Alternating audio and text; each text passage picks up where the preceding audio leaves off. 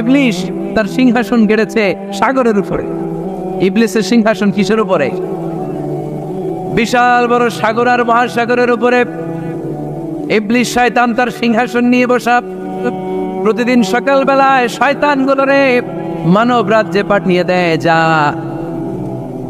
তোরা মানব রাজ্যে চলে যা, যে মানুষকে ওয়াসওয়াসা দেয়, ওয়াসওয়াসা দিয়ে খারাপ কাজ করা। সারাদিন খারাপ কাজ করার পরে কি কি ওয়াসওয়াসা দিল, কি কি খারাপ কাজ মানুষের মধ্যে ঘটালো, সন্ধ্যাবেলায় সব শয়তানে সেই ইবলিসকে বয়ান শোনায়। সন্ধ্যাবেলায় শয়তানগুলো এসে বলে, আমি এক লোককে দিয়ে মিথ্যা কথা বলিয়েছি। আরেক শয়তান বলে, আমি নামাজ কাজা করিয়েছি এক আল্লাহর বান্দাকে দিয়ে।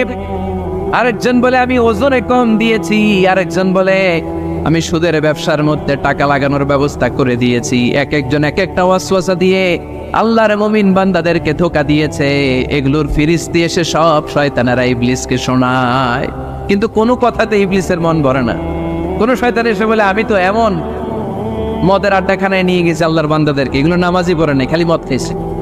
আবার কিছু শয়তান এসে বলে, আমি ক্যাসিনোতে নিয়ে গেছি, ওখানে খালি জুয়া খেলছে।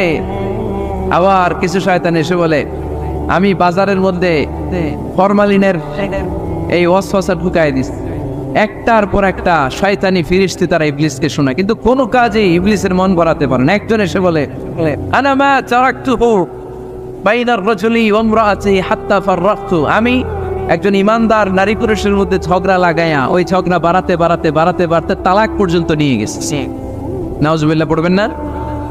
শয়তান এবার তার উপর খুশি হয়ে যায়। সব শয়তানগুলোকে ঠেলে ইবলিস এই শয়তানকে কাঁধে তুলে নাচতে শুরু করে দেয়। কারণ মুমিন বান্দার সংসার যদি ভেঙে যায় শয়তান খুশি হয়ে যায়, আর মুমিন বান্দার সংসার টিকে থাকলে খুশি হয়ে যায় কে? এজন্য নীলফামারীর ভাইয়েরা, ঝগড়া করা যাবে না। দাম্পত্য জীবনকে সুখী করতে চাইলে ঝগড়াকে আমরা নো বলে দিব।